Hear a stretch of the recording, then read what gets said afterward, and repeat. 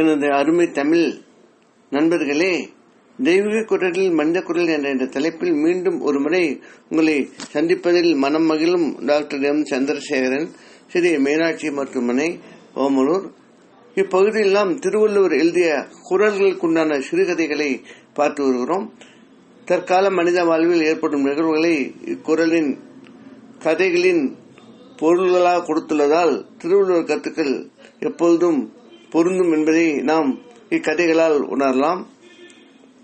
இதனை படித்து சிந்தித்து வாழ்க்கை நடைமுறைகளில் பயன்படுத்த அவை நமக்கு நன்மை பயக்கும் என்பதே இந்த முயற்சியின் குறிக்கோள். தற்போது அவர் எழுதிய புறங்கூறாமை அதிகாரத்தில் முதல் குறள். இது எண்ணிக்கைப்படி 181ஆம் குறள். குறள் என்னவென்றால், அறங்கூறான் அல்ல செய்யினும் ஒருவன் புறங்கூறான் என்றல் இனிது. இதன் பொருள் என்னவென்றால், ஒருவன் அறத்தை செய்யாமல் பாவமே செய்தாலும் அடுத்தவரை பற்றி புறம் பேச மாட்டான் என்றாலே அதுவே அவனுக்கு நல்லது. கதையை பார்ப்போம். ராமராஜ் கிருஷ்ணராஜ் ராமன் கிருஷ்ணவேணி தம்பதிகளின் புதல்வர்கள். செல்வம், தொழில், மதிப்பு, கௌரவம் என்று எதிலும் குறைவில்லாத குடும்பம். குழந்தை பேறு இல்லா சூழலில் இரட்டை குழந்தைகள் ஒரே அச்சில் வார்த்தாற் போல் பிறந்தனர். ராமராஜ் முதலில் பிறந்ததால் மூத்தவன். சிறு வயதிலிருந்தே முயற்சி, உழைப்பு, இனிய சொல், தர்ம சிந்தை, மன்னிக்கும் பண்பு ராமராஜுக்கு இருந்தது. கிருஷ்ணராஜோ இதற்கு நேர்மாறாக உழைப்பின்மை, வஞ்சகம், தந்திரம், பொருளாசை, ஊதாரித்தனம், பணிவின்மை கொண்டிருந்தான். பெற்றோர்களுக்கு குழந்தைகள் எதிர்காலம் பற்றி மிகப்பெரிய சிந்தனையாக இருந்தது. குடும்பத்தில் பொருள்கள் சேதம், பொருள்கள் காணாமல் போதல், ராமராஜ் செய்ததாக சூழல் உண்டாக்குதல் கிருஷ்ணராஜுக்கு வழக்கம். இதனால் விசாரணை, குழப்பம், நிம்மதிக்குறைவு என்கிற சூழல் வருகிறது. பள்ளியில் ராமராஜ் செய்யும் சாதனைகள், வாங்கும் நற்பெயர்கள் தன்னுடையதாகவும், தான் செய்யும் ரகலை, குறும்பு, சேதம் ராமராஜனுடையது என தந்திரமாக பேசி கிருஷ்ணராஜ் செய்து வந்தான். இதில் வருந்த வேண்டிய விஷயம் என்னவென்றால், ராமராஜும் தம்பி மேல் கொண்டிருந்த பாசத்தால் தம்பியை காக்க ஒரு சில அவப்பெயர்கள், நஷ்டங்கள் ஏற்றுக்கொண்டதுதான். இதுவும் கிருஷ்ணராஜுக்கு வசதியாக போய்விட்டது. ஒரு சமயம் மோட்டார் சைக்கிள் விபத்தில் கிருஷ்ணராஜுக்கு இடது கால் பின்புறம் தழும்பு உண்டானது. இடது நெஞ்சில் ஒரு கருமுற்றமும் பிறந்து இருந்தது. வித்தியாசங்களாக பெற்றோர் இதை உணர்ந்திருந்தார்கள். இவற்றால் தான் அவர்களை பிரித்து காண முடியும். அவ்வளவு உருவ ஒற்றுமையும் அவர்களிடம் இருந்தது. கிருஷ்ணராஜின் தந்திர நடிப்பு பிரச்சனைகள் தான் ராமனுக்கு. கிருஷ்ணவேணி சலிக்கு போய் ராமன் இடம் கூறி சொத்துக்கள் யாவற்றையும் ராமராஜ் மேல் எழுதி வைத்து கிருஷ்ணராஜை காப்பாற்றும் பொறுப்பையும் பெற்றோர்கள் இருவரும் கொடுத்தனர். இருவருக்கும் திருமணம் செய்து வைத்தனர். மனவேதனையுடன் ஒருவர் பின் ஒருவராக இருவரும் இறந்தனர். ராமராஜ் மனைவி சுமதி பொது மேலாளராக தொழில்களை நிர்வகித்து வந்தார். கிருஷ்ணராஜ் தன் மனைவி கல்பனா அவரது பெற்றோர் உறவினரிடம் தன் பேச்சாற்றல் திறமை கண்டு பயந்து ராமராஜ் பெற்றோரிடம் பேசி சொத்து முழுதும் எழுதி வாங்கிக் கொண்டதாகவும், ராமராஜ் தனக்கு தொழிலில் கொடுத்துள்ள பொறுப்புகளில் தலையிடுவதாகவும் கூறியதால் பிரச்சனை பெருசானது. சொத்து பிரித்து தர கிருஷ்ணராஜ் பிடிவாதம் பிடித்தார், வற்புறுத்தினார். ராமராஜ் பெற்றோருக்கு கொடுத்த வாக்குறுதி காரணமாக மறுத்ததால் பிரச்சனை பெருசாகியது.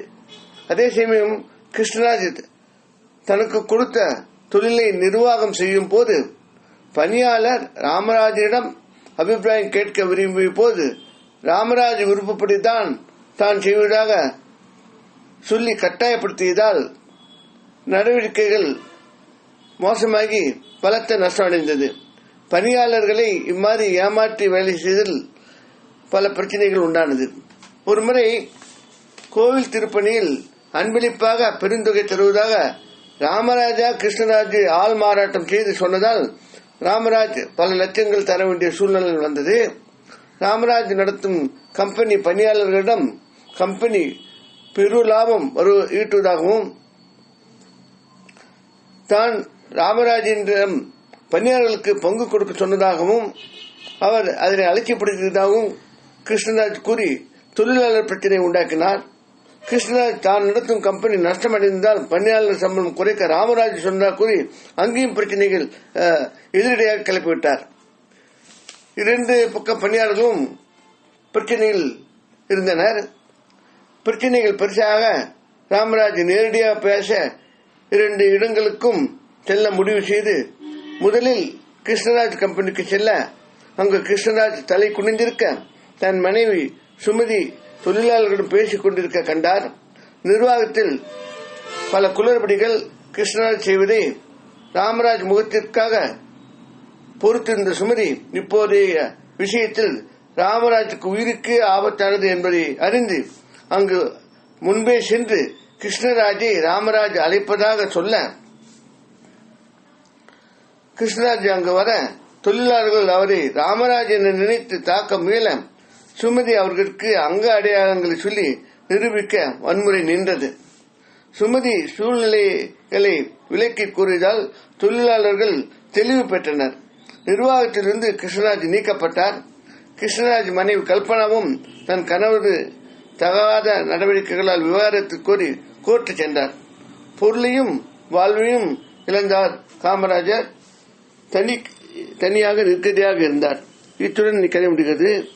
அன்பு நண்பர்களே, வாழ்வில் மெய் அதாவது உண்மை பொய் இரண்டும் கலந்துதான் நாம் அனுபவித்துக் கொண்டிருக்கிறோம்.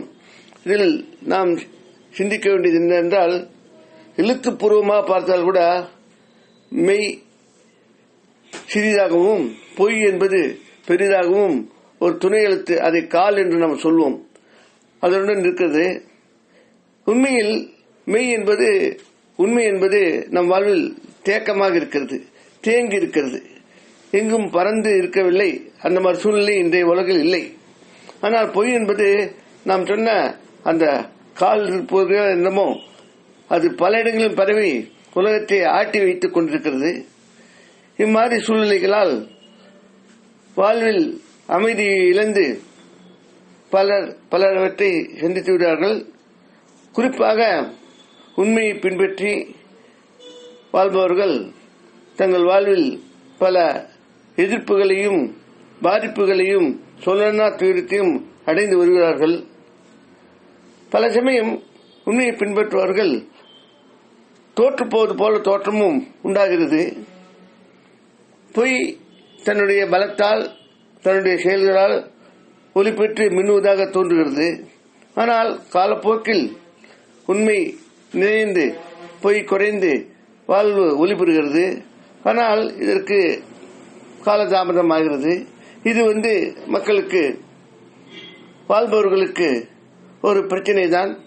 இதனால் உண்மை பின்பற்றுபவர்கள் குறைந்து பொய் பேசுபவர்கள் அதனை பின்பற்றுபவர்கள் நிறைய உள்ள வாழ்க்கையாக சமுதாயம் மாறிவிட்டது. ஆனால் உண்மை எப்பொழுதும் வெல்லும் என்பதை அடிப்படையாக கொண்டு திருவள்ளுவர் இக்குறளினை கூறுகிறார். நாம் சிந்தித்து பார்ப்போம். இத்துடன் கதை முடிகிறது. மற்றும் ஒரு குரலுடன் நான் கதையுடன் கருத்துடன் உங்களை மீண்டும் சந்திக்க விரும்பும் டாக்டர் எம் சந்திரசேகரன், ஸ்ரீ மீனாட்சி மருத்துவமனை, ஓமலூர். இக்கதையில் வரும் நிகழ்வுகளும் படங்களும் கற்பனையானவை. இக்கதையில் உபயோகப்பட்ட வலைதள படங்களுக்கு எங்களது மனமார்ந்த நன்றி. இக்கதையினை மற்றவருக்கு அனுப்பி இலக்கிய சேவை செய்த கேட்டுக்கொள்கிறேன். வாழ்க தமிழ், வாழ்க திருவள்ளுவர், வாழ்க திருவள்ளுவர் எண்ணங்களும் செயல்களும். வணக்கம்.